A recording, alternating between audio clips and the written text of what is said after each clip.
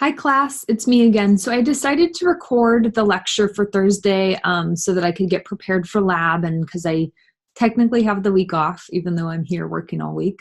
But yeah, so we're going to talk about the role of the nutrition, the dietitian in the healthcare system. And clearly this is a picture of me. This was not the surgery I had last week. This was surgery I had in December. So I had more surgery last week, and I got some cool photos of that to put in the parenteral nutrition lecture. But the role of the dietitian is not to be a patient like me, but to treat patients like me or anybody else who's in the hospital, and maybe to prevent people ending up in the hospital in the first place. Technically, this lecture is the first lecture, but I usually give the other lecture that I already recorded first because that lecture is more pertinent to what we're going to do in lab. And sometimes I have lab before I have lecture.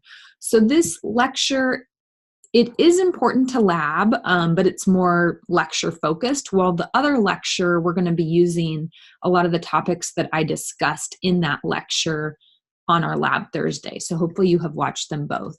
So I think I'm going to stop my face showing and just tell you about this topic.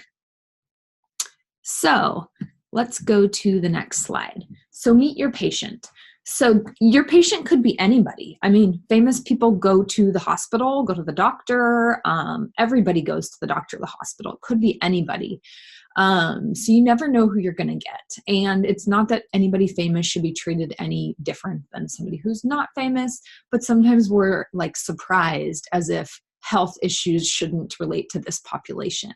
So this was an interesting find, actually, that Dr. Papathakis shared with me. So back in 2013, Hanks first revealed his ailment. I went to the doctor and he said, "You know those high blood sugar numbers you've been dealing with since you were 36? Well, you've graduated. You got type 2 diabetes, young man. Congratulations." So Tom Hanks actually felt a lot of the blame himself for this. He said he was an idiot about his diet when he was younger. He said he was part of the lazy American generation. He says he was heavy. You know, he was an idiot again. He says, "I thought I could avoid diabetes by removing the buns from my cheeseburgers." Well, it takes a little bit more than that. So already you see that this patient is feeling pretty bad about their diagnosis and also doing a lot of self-blame for their diagnosis. So approaching a patient who feels very upset about their diagnosis and is self-blaming for their diagnosis, you're going to have kind of a different and potentially more cautious or fragile or even empathetic approach than you might. You should be empathetic with everybody, but you're just really going to be careful with this patient and try to make them feel empowered instead of that they're to blame. So the dietitian's job is to then determine what they need to do to treat this patient, how they're going to do it, what is their scope. What this means is, are there things that the dietitian is allowed to do or not do? Like, for example, the dietitian cannot prescribe Tom Hanks a diabetic medication. The dietitian, if they're a certified diabetes educator, can, however, show him how to use his insulin, but they cannot change or prescribe it. So part of the role of the dietitian is recognizing where their boundaries are and also recognizing where their resources are. If you're not a certified diabetes educator, you might want to refer Tom Hanks to somebody who is. You might also want to refer him to the American Diabetic Association. You might want to refer him to MyPlate. And you may want to do some reading for yourself using some of the resources that are available to you as a dietitian. So the goal of this lecture is to discuss kind of the framework for being a dietitian, the responsibilities and roles that are involved with that. And although we may not use a lot of this in lab, well, I take that back. We will use a lot of this in lab, but this is required material for us being a DPD accredited program. And it's so if any of you are planning to become dietitians, this is required material for you to know prior to entering an internship and to get the certificate that you took accredited DPD classes. So that's that. We'll dive into it. So outline, these are the things that we're going to be talking about today. And we'll just jump into it. So scope of practice framework is the first thing, where we practice, other members of the healthcare team that we can collaborate with, different specializations within the dietitian arena, such as being a certified diabetes educator. That is a specialist. You can be a specialist in oncology, which would be cancer nutrition, etc. And what it takes to become an RD, which most of you guys are potentially well on your way to becoming. So the scope of practice framework is a roadmap for your education. So it defines the roles, the functions, the responsibilities, and the activities that dietetic practitioners are educated, authorized, proficient, and able to perform within the boundaries of federal and state and facility requirements. So there's federal laws governing what you can do as an RD. There are state laws governing what you can do as an RD. For instance, in California, RDs do not have licenses. And so that actually does not allow RDs to do as much as they possibly could in other states. Since I'm not a licensed practitioner, I can't take a verbal order from a doctor. But in Texas, for example, RDs are licensed, and so they can take a verbal order from a doctor if they needed to. So they have a little bit wider range of scope. And then your facility may have certain rules and regulations itself. For example, some facilities will have a written protocol so that I'm able to give supplements such as Ensure or Boost to patients based on certain parameters. Other facilities won't allow me to do that and wait to have a doctor's original order and signature for each case. So you may run into that in practice. We are going to see the components of practice management, practice settings, or practice standards and practice resources on the next slide. And those kind of three areas provide support and training for your future. And obviously you're getting your education now. If you go on to become a registered dietitian or dietetic technician, you will get a credential. So this is from the Academy of Nutrition and Dietetics, and it is the framework or the roadmap for practice. So these are, we can start at the bottom with practice standards. The practice standards. So the scope of practice is a little bit what I talked about. We're taking orders, etc. But it defines the procedures, actions, and processes that are permitted for you to do. And again, that's within a state or your organization and based on federal guidelines as well. They're developed by the Academy of Nutrition and Dietetics to assure that RDs and DTRs are competent to provide safe, ethical, high-quality nutrition care, and they provide criteria for evaluating that care that's given. So we can see that the practices we're doing are actually making a benefit or having outcomes, which we'll talk about later.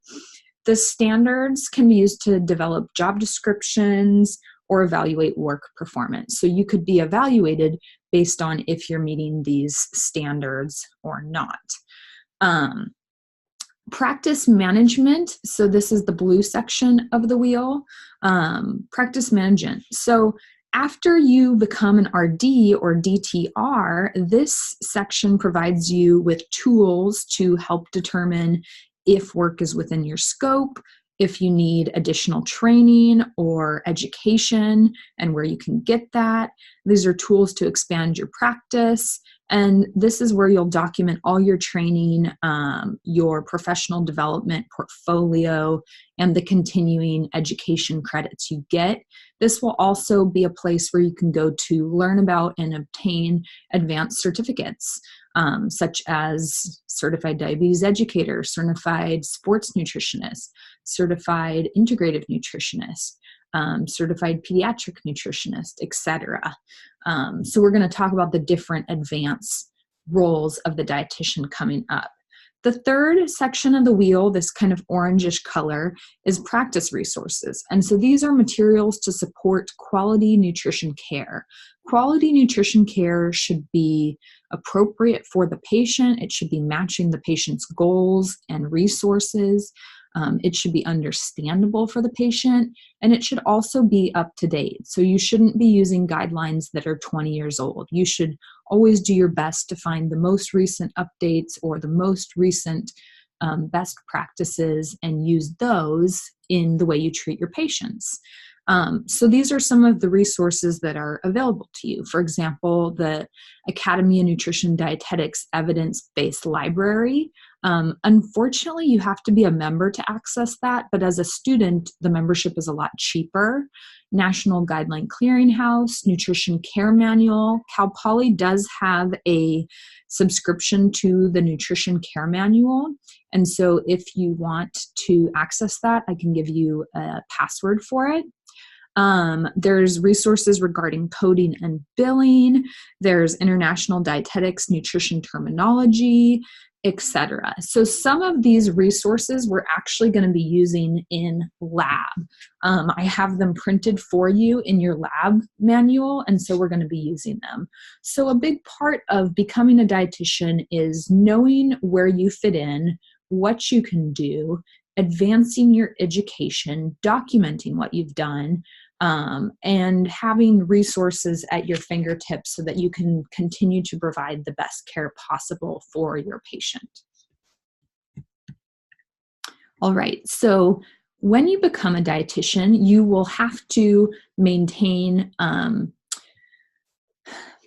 continuous education unit. Sorry, the word slipped my tongue. And so every 5 years, you have to log 75 units of continuous education. And the continuous education can't just be anything. It's different activities such as webinars, books, readings, seminars, or courses that you can take as a dietitian. And you get approximately one professional development unit per hour that you spend doing these activities. So for example, the Journal of Academy of Nutrition and Dietetics often has self-quizzes that you can actually submit for hours towards your continuing education. So every 5 years, you need 75 units. Otherwise, they will not renew you as a dietitian. So this is one way to ensure that dietitians are continually educated. And this would fall under the practice management and advancement category of the scope of practice, which is the blue category on that wheel. This is an example of resources that you can use. So at the top here, I have a link to the evidence-based library. It will work on my computer because I am a member, and this is a screenshot of some of the evidence references they have for you. I have to say, I don't love the evidence-based library that much because, in my opinion, 2012 was kind of a long time ago, and I wish that they would update their evidence a little bit more frequently, but that's just my biased opinion. ENCP website on this side, so we also have logins from Cal Poly for that if you want to use it, and this is the Electronic Nutrition Care Process website. So we are going to be using the nutrition care process every day in lecture, every day in lab, and throughout FSN 430, and you will use it every single day as a dietitian. And so this website explains the 4 steps of the nutrition care process, gives you theoretical case studies, has resources, definitions, etc., all about the steps. And hopefully you guys remember the steps because I talked about them in the last lecture and we'll be using them in lab. But the first step is assessment. The next step is diagnosis. The third step is intervention. And the final step is monitoring and evaluation. So you will have to know those for like the rest of your clinical nutrition career and your dietetics career if you choose to become one. Types of healthcare facilities. So there are different healthcare facilities where you can practice as well as where your patients may be sent. And these are kind of ordered from least serious or least intensive to most intensive or most specialized.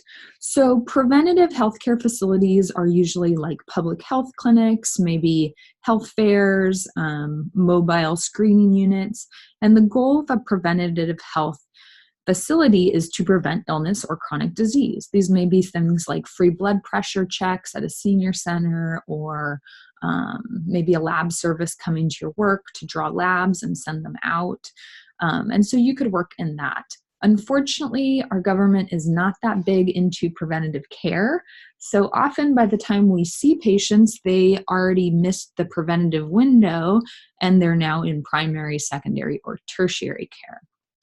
Primary care is used to treat acute illnesses like ear infection, cold, broken leg, broken arm, maybe bronchitis, maybe take your tonsils out, etc. And so you would go see a family doctor or a primary MD or an internal medicine doctor for this. This would be like your primary doctor who does, I'm not going to say basic, but isn't specialized, is more of a generalist in their care. They're looking at your body as a whole and kind of assessing and treating what they need to treat. And they're involved in helping maintain your good health.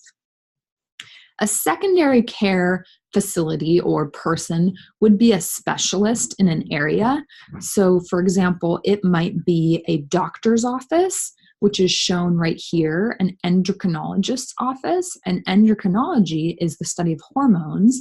And so many endocrinologists work with different hormonal issues as well as diabetes care, because diabetes, we could say, is a hormonal disorder with insulin.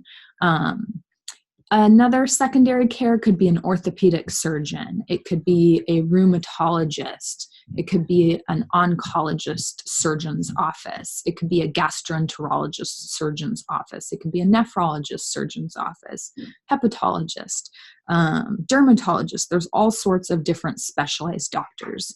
So usually you would go to your primary care doctor first and then end up in being referred often or self-referring, depending on your insurance, to a specialist or secondary care center. And dietitians who work in secondary care centers would have to be more focused on whatever their specialty is or that specialty is versus dietitians who work in primary care. A dietitian who works in primary care is going to be more like a generalist because they're going to see all sorts of people and cases come in. They're going to see diabetes, overweight, allergies, underweight, vitamin deficiencies, etc. At a secondary care facility, they will still treat the whole patient, and most patients don't just have one condition, but they may be focusing on just the diabetes care. Or, for example, I've worked at a nephrology office before, so I focus on just kind of the renal aspects of nutrition primarily, or the kidney aspects of nutrition. Tertiary healthcare is a little bit similar to secondary care, but tertiary healthcare is an entire facility or center. So it's not just a doctor's office or one specialist doctor. It's an entire facility that's dedicated or has perhaps a certain floor of the hospital dedicated to a certain diagnosis. So, for example, there's a bariatric surgery center in Santa Barbara. There are multiple cancer centers. We have one at French Hospital. I mean, it's tiny at French, but we have one at Marion. There's the Hope Cancer Center at Marion. Cottage Hospital also has a cancer center. USC Norris Cancer Center, that's where my mom goes. There are burn centers. There are trauma centers. There are specific like children's hospitals for certain things. So that would be an entire center. There are transplant centers, there's cardiac centers, etc.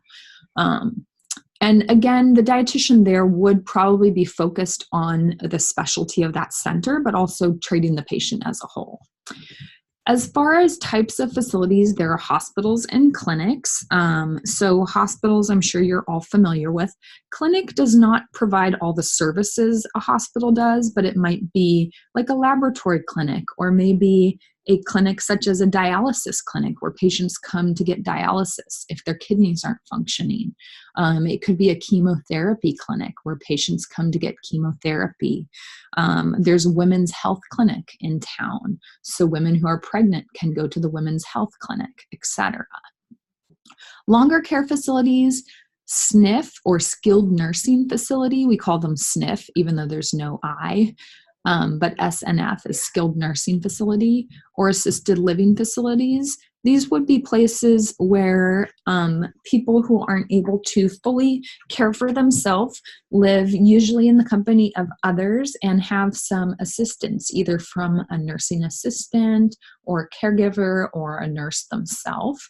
And many patients do go to this skilled nursing facilities. If you volunteered in 315, you may have been to an assisted living facility. Garden House would count as an assisted living facility. Restorative or rehab facilities, so potentially after somebody has had a stroke or surgery or a hip fracture or maybe a traumatic brain injury, they might go for rehabilitation to get them back to their old self or to prior to that accident. And assisted living facilities are often used for longer term than rehab facilities, but not necessarily, but often. Arroyo Grande Hospital has a rehab facility in the hospital. So patients who have had a stroke or needed hip surgery in the hospital, they can then be transferred to one ward of the hospital where the focus is rehab. And there's multiple physical therapists, speech therapists, occupational therapists to work with them multiple hours of the day to get them back to be ready to go home. Hospice, there are dietitians who work in hospice. There are dietitians who work in all of these places. I actually really would love to be a hospice dietitian, but the dietitians who work in hospice also love being hospice dietitians, so they don't quit. But hospice, you would be surprised the need for a dietitian at the end of the life. You would think like, oh, why does it matter? But a lot of the role of the dietitian at end of life, or for somebody who's diagnosed with a terminal illness, some of these patients are still receiving tube feeding, enteral nutrition, maybe because they can't swallow. Some of these patients may be receiving IV nutrition. The patients who are able to swallow and eat, they may be experiencing major changes in appetite or desire to eat. And so working with the families and helping families understand that these changes are normal, unfortunately, to the death and dying process, and what to expect, and kind of how to work with the patient to optimize their condition, make nutrition acceptable for the patient and the family towards the end of their life. And not all people who are admitted to hospice stay on hospice. And what I mean by that is some actually get better. So yeah, I would really like to work with hospice. I think it's just a really great area where you can be very empathetic and helpful in understanding nutrition at end of life. Okay, tasks of different nutrition care team members. So you definitely want to know the role of different nutrition care team members within the realm of dietitian, diet tech, clinical nutrition manager, diet assistant, what their responsibilities are and what their tasks would be, as well as the other members of the healthcare team. So a clinical dietitian or clinical nutrition manager is generally a dietitian. It doesn't actually have to be, but it generally is. And they're in charge of all of the dietitians, dietetic technicians, etc. They're going to be involved with job descriptions, productivity, performance, standards, etc. Registered dietitian, you are going to be the one who is face-to-face interacting with patients on a daily basis. You're going to be assessing them to determine their need of risk. You're going to be the one diagnosing them. So the diet tech and the diet assistant cannot diagnose. You're the one who's going to be carrying out the nutrition intervention. However, you could assign some intervention to a diet tech. You could say, oh, would you mind doing a little bit of education or something like that. Dietetic technician registered, many students after They graduate, they go on to become DTRs or dietetic technician registered.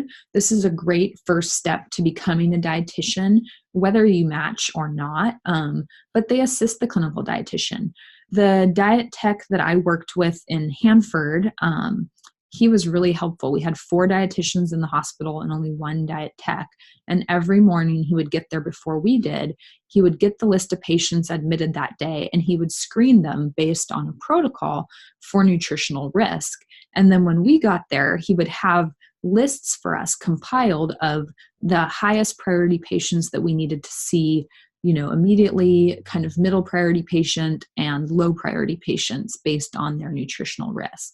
He could also provide some educations for patients. He could talk to them about their diet, etc.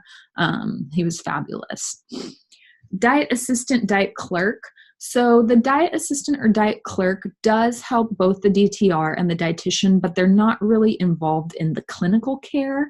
They're more involved in kind of the food service care, setting up the trays, taking menu requests, maybe explaining a little bit if the patient can't have a certain thing that they want.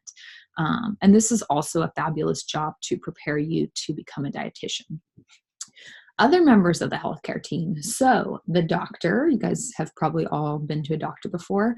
The doctor is involved in the medical diagnosis and overall treatment of the patient.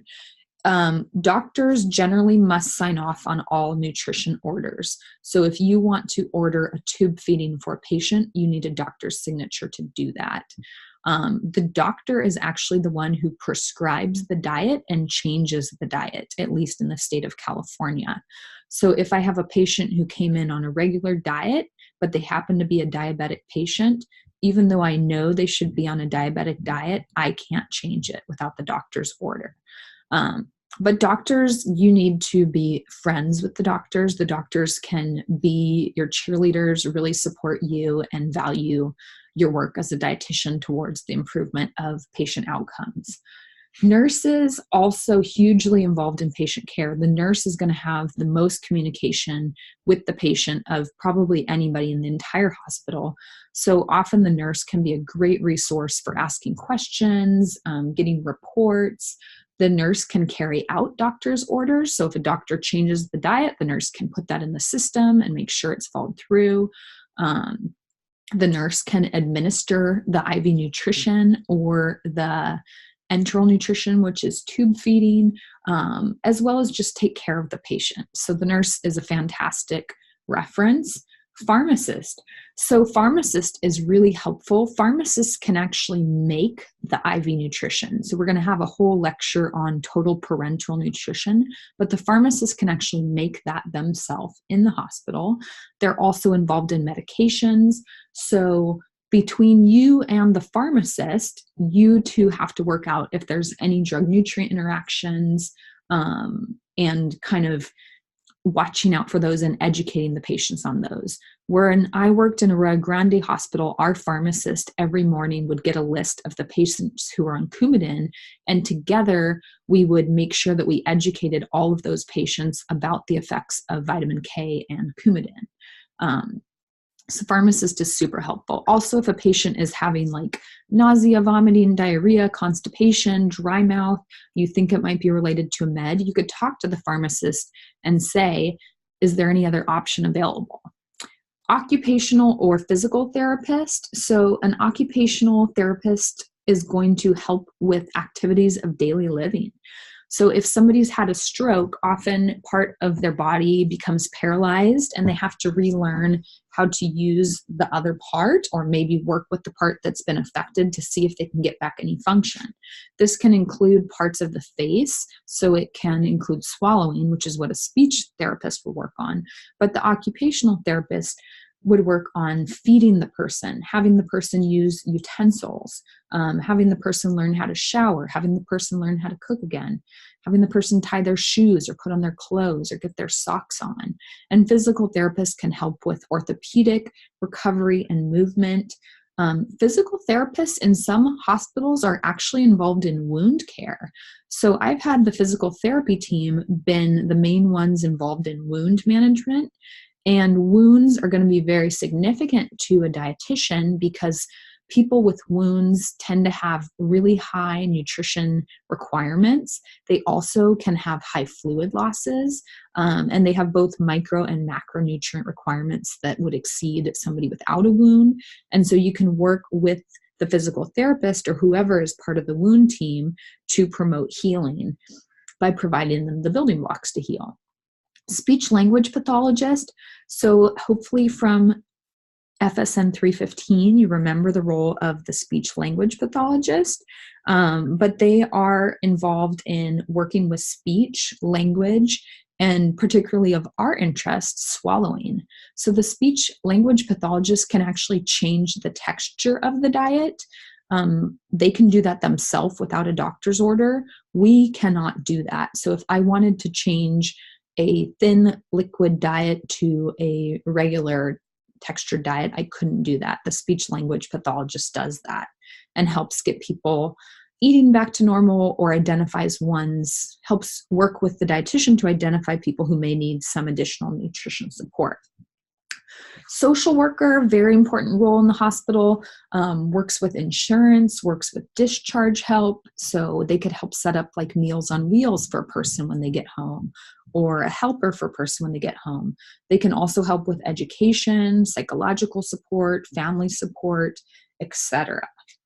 So very, very important. Wow. Okay. So this is a chart and list, as well as 2 icons of the different specializations that you can get while becoming a registered dietitian nutritionist, and what is required to meet all of them. So most of them have an hour requirement, and some of them have a years of experience requirement. So most make sure that you have been a dietitian for at least a year, some 2 years, and most of them have at least 1,000 to 2,000 hours of practice in that specialty before you can sit and take a test. There are board certifications in pediatrics, renal, gerontological. I would love to get that one. It just costs a lot of money right now. Sports dietetics, some of you might be really interested in that. Oncology, also one of my passions. Certified diabetes educator, I am. So for the certified diabetes educator, I not only have to maintain normal continuing education hours, but I have to have specific ones to diabetes each year. Certified nutrition support dietitian or clinician, I'm also that. So every 5 years, which my 5 years, my second renewal is coming up in September, I'm going to have to take a test. And the test is really hard. But it's really good because studying for that test makes sure that you're really up with the latest standards in enteral and parenteral nutrition. Lactation consultant, this is an international certificate. And then these 2 blue ones are new certificates that are coming out: obesity and weight management and pediatric clinical care. So these are examples of the practice management and advancement realm of kind of that wheel that we were looking at. Cost effectiveness in nutrition services. So yeah, like I said, we need to prove that we are worth it. Documentation. You might have remembered from my last lecture that I said we are going to document using something called ADIME charting.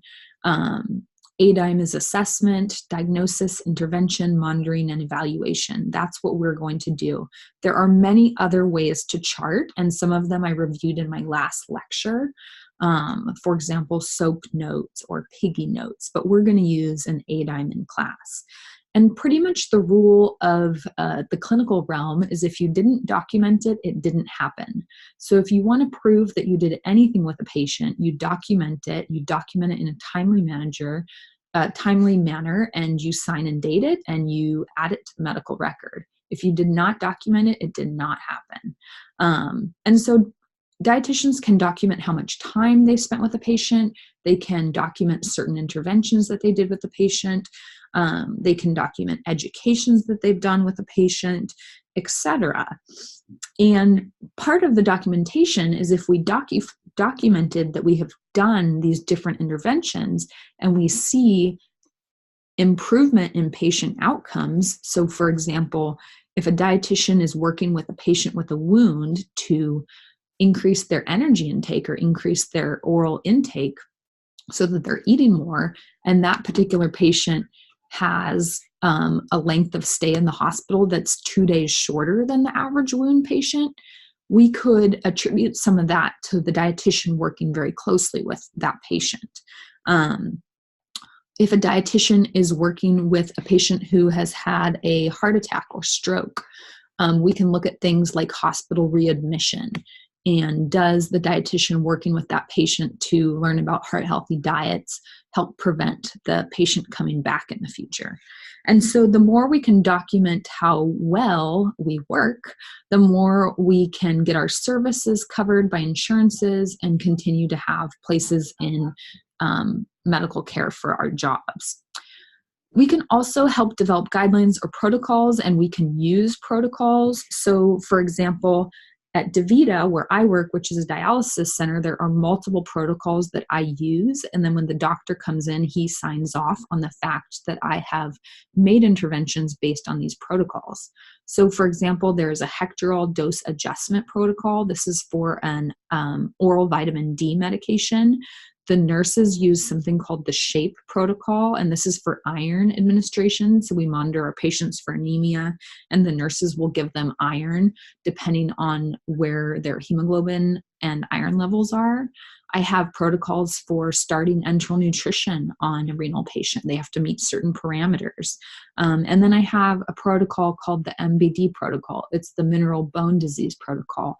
And that allows me to order certain labs without having a doctor there to closely monitor the health of the bone. So I can order phosphorus, I can order calcium, I can order parathyroid hormone, etc. There are multiple labs I can order. I can also order potassium, but for different reasons. Measure outcomes. So we're going to see outcomes on the next page, but you definitely want to know that we are an outcome-driven society and an outcome-driven occupation. So we want to, what is the outcome? Did the patient get better? Did their A1C go down? Did their weight go down? Did their weight go up? Did their triglycerides go back to normal? Do they still have anemia? Can they now keep normal insulin dosing? Did you teach them how to do that? Etc. So we're going to look at some outcomes, and those are really important to focus on. And in the monitoring and evaluation section of your ADIME, that's where you guys are going to be measuring the outcomes. You planned an intervention for that person, and you have to measure the outcome. Did it work? So these are some example outcomes, but we could think of hundreds and hundreds and hundreds of more outcomes. These would be outcomes for a burn patient: length of stay in the intensive care unit. The intensive care unit is very expensive. So if we can get a patient out of there and into the regular hospital, that saves the hospital a lot of money. Complication rate, weight change. Burn patients have significantly higher metabolic needs as well as fluid needs than non-burn patients. So nutrition and early feeding intervention is really key in a burn patient. Prenatal care. Hopefully you remember that we had an entire class dedicated to the care of mothers and babies, etc. And we know that nutrition definitely affects birth weight, as low birth weight as well as high birth weight, as well as complications of pregnancy like gestational diabetes, etc. Diabetes outcomes. So glucose levels, hospitalization rate, weight, etc., obesity. I mean, we could think of tons and tons and tons of outcomes. And outcomes are generally things that you identify as problems in the nutrition assessment. So if you identified in the nutrition assessment that somebody isn't eating enough, an outcome would be that they've increased their calories by 300. One question to ask when you're looking at outcomes is, can nutrition improve these outcomes? So, for example, in the case of an amputation, can nutrition fix the fact that somebody got an amputation? Well, if they've already gotten it, no, but most amputations occur because of uncontrolled diabetes. So yes, nutrition intervention long-term in preventative fashion can potentially reduce the risk of amputations. We also have to prove that our nutrition intervention has a cost benefit on these outcomes. And generally it does, and people are becoming more aware of this cost benefit. So hopefully more insurance companies will pick up on it. I have a little article from September 2018 Food and Nutrition magazine, and says, the clinical and cost effectiveness of medical nutrition therapy by RDNs was examined in a systematic review published online in July in the Journal of Clinical Lipidology. Results of 34 different studies demonstrated multiple MNT sessions. MNT is medical nutrition therapy. You definitely want to know that. By an RDN, registered dietitian nutritionist, led to significant improvements in body mass index, lipid profile, glycemic status, and blood pressure among patients with dyslipidemia and cardiometabolic risk factors. Researchers noted cost benefit through improved quality adjusted life years and reduced medication cost. So an RD treated those patients and now they didn't have to take as many medications. That is a huge cost saving to insurance companies. Okay, so some questions regarding hospitalization and nutrition combined with medical diagnosis. Is it more expensive to treat a patient who has a medical diagnosis and a nutrition diagnosis? What do you think? So you can think about it. Okay, I didn't give you very long. So the answer is yes. It is more expensive to treat a patient who has both a medical diagnosis and a nutrition diagnosis. Having a nutrition diagnosis in addition to a medical diagnosis can complicate the medical diagnosis, make recovery slower from the medical diagnosis, put the patient at higher risk of infection, make direct physical care with the patient more difficult, put the patient at higher risk for wounds, etc. So many examples. But just looking at this picture, this is clearly an overweight individual. In order to transfer this individual from a bed, one bed to another, or from the bed to the operating table, or from the bed to the MRI machine, you have 6 different hospital personnel in there. And I don't know that they could even do it alone. If you have a person who is less obese, you would be able to move this person with less effort. But this person, he also has just literally larger body surface area. And so a nurse or a certified nursing assistant is going to be in charge of assessing every little bit of his body to make sure there's no wounds, infections, etc. And the fact that his body is larger is going to complicate things. They have to make specialized equipment for larger people. Surgery is more difficult because there's more abdominal fat to get through. Often they have respiratory problems or difficulty controlling blood pressure. And so the treatment for just this one patient, for example, would be much more costly because of his nutrition diagnosis. And his nutritional diagnosis could simply be just obesity. You're going to have this nutrition diagnostic terminology in your lab manual. And I just copied it here on the slide for you to see it. There's actually 2 pages of it, but I just looked at some of the example diagnoses that could complicate a medical diagnosis for a patient. There are tons more, but any one of these diagnoses could complicate a medical diagnosis for a patient. So for example, at the bottom, inadequate protein energy intake. If they're not eating enough, they're not going to recover. Excessive energy intake. If they're eating too much, they might have high blood sugar. They might have obesity. Inadequate oral intake. They might have dehydration or malnutrition. Increased nutrient needs from burns. You're going to have to give them special supplements. Otherwise, they're going to go into a catabolic state, etc. So these are all nutrition diagnoses that you as a dietitian can use to treat a patient. This is just a slide looking a little bit at insurance information. So insurance is also very important when it comes to our ability to treat patients. Right now, there are some federal and state programs that do pay for coverage from a registered dietitian. There's something called the Alliance Healthcare Initiative. And the goal of the Alliance Healthcare Initiative is a collaborative effort by employers, leading insurers, and national medical associations such as the American Heart Association to offer comprehensive health benefits to address childhood obesity. So under this benefit, families can get a minimum of 4 visits for preventative assessment, treatment of childhood obesity. However, they have to be referred by a MD. There are group contracts, managed care, so RDs themselves can get different provider numbers and bill out their own insurance. I have a provider number. Many dietitians who work in private practice get their own provider numbers so that they can bill insurances. Medicare is federal, so Medicare will pay for dietitians for the treatment of type 1 diabetes, type 2 diabetes, gestational, non-dialysis kidney disease, and post-kidney disease transplant.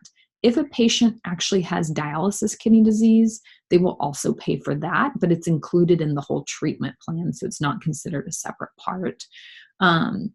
So those are the only conditions that Medicare will currently pay for. There's a big push right now to get Medicare to pay for obesity treatment. Oh, and types of people who have these insurances. So there's about 64% of the population in private health insurance, 33% in Medicare, and those numbers do vary every year. I know that doesn't add up to 100. Some people are uninsured or undocumented with their insurance coverage. Medicaid is a state benefit. So in California, we have Medi-Cal, and Medi-Cal offers preventative services through Central Coast Health Centers or Community Health Centers, CHC, where they have women's health and diabetes care. Health insurance coverage. So this is just an FYI slide, but this is looking at years in time and health insurance coverage. Luckily, when Obamacare came into place, we actually had a drop in uninsurance rates. So that's really good for both people in general and the whole medical field as a whole. Leading causes of death. So you've seen this in probably, hopefully, every nutrition class you've taken. I think the RD can play a role in many of these factors. So ischemic heart disease, yes. Stroke, absolutely. Preventing and treating afterwards. COPD, there's been some interesting studies in COPD with ketogenic diet. COPD primarily occurs from smoking and it's bronchitis, emphysema. It could also occur from environmental exposures or damage to the lungs. Lower respiratory infections, having adequate nutrition can improve your immune function, so make you better able to fight off those infections and maybe have them not last as long. Alzheimer's disease and dementia. This has been steadily moving up towards the #1 cause of death. And there definitely is a role in nutrition. We're still learning more about it. Trachea cancer, that's throat cancer. Absolutely. What you eat plays a role in that, as well as if you do have that, nutrition is a huge part of the treatment.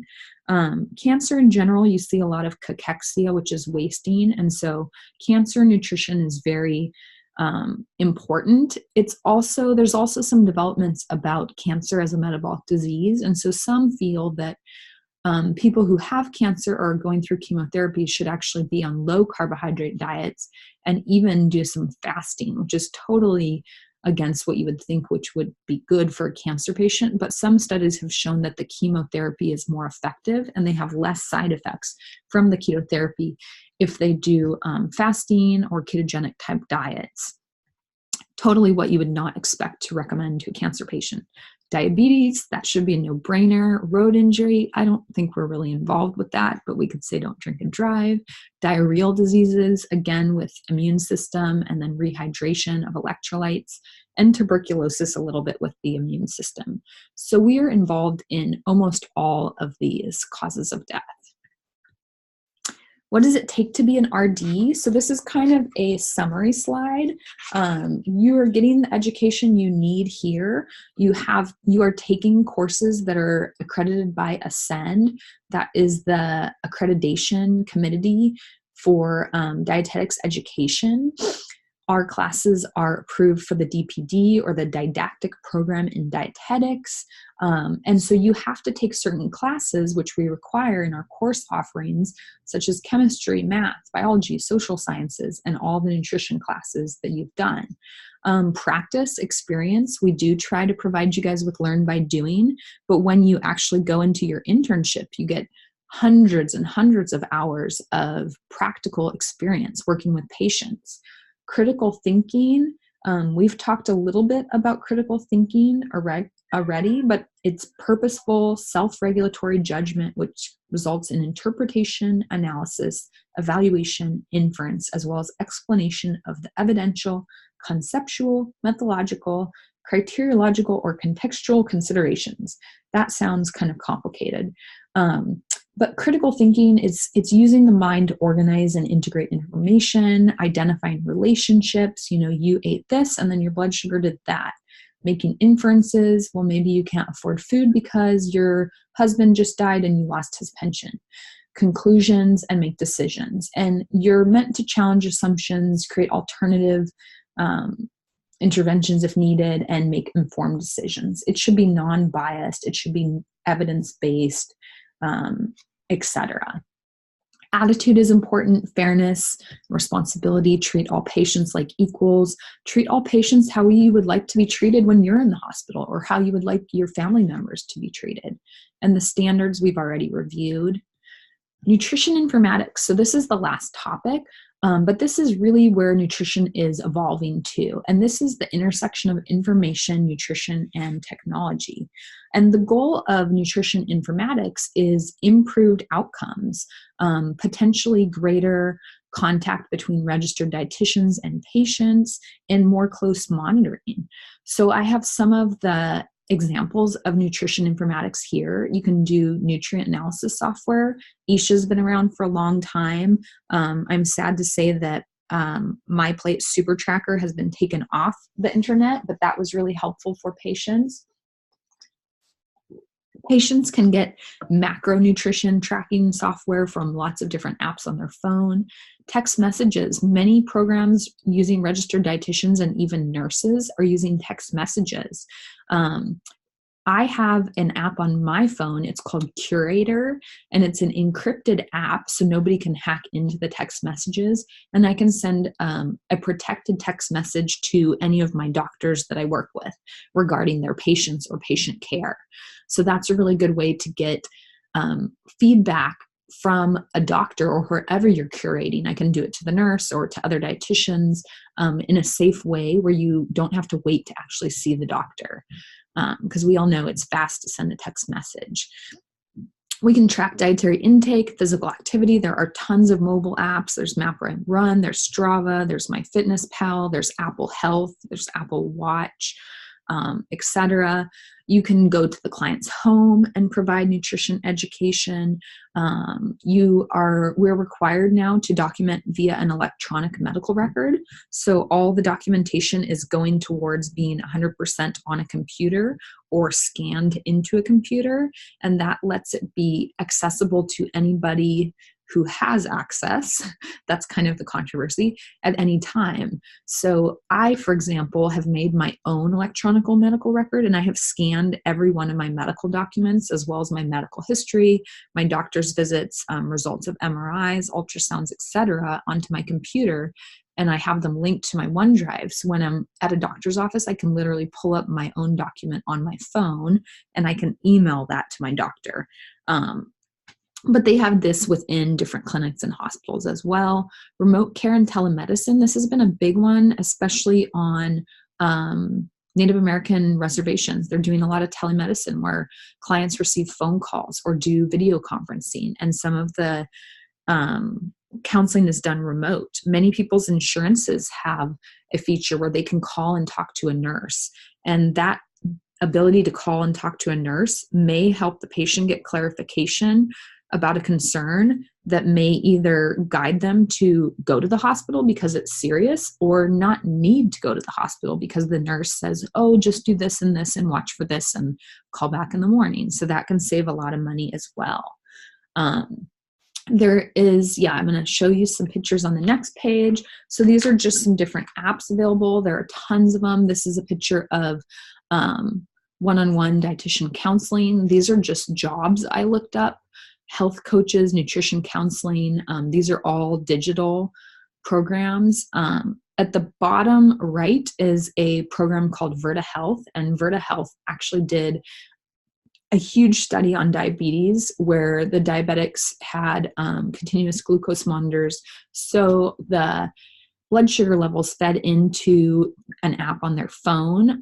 Nutrition professionals, as well as medical professionals and nurses, were able to see their blood sugar levels and then give them feedback via text messages on how they were doing, what they should do, what they should eat, what they should not eat, how they should dose their insulin, etc. And so they found significant reductions in hemoglobin A1C based on this constant digital feedback. So I think this is really cool. Okay, that's the end of that. Now we'll go over some questions. If you are assessing a patient who reports that it's challenging to eat because she cannot pick up the fork or knife, you would consult the occupational therapist. In a neurological setting where swallowing problems are common, the dietitian would have to work closely with which allied health professional? Swallowing should give you a ding, ding, ding to the speech language pathologist. If your patient is terminally ill and the family is having a hard time dealing with this, you would consult the... So the best answer for this is actually social worker. And the social worker can refer you to a chaplain if you want to be referred to a chaplain. A chaplain can give support both in a religious and non-religious way. So a social worker would refer you to the chaplain if needed, and the social worker can work to console the family themselves. And that's the end. Okay, guys, I really appreciate you guys being flexible this first week.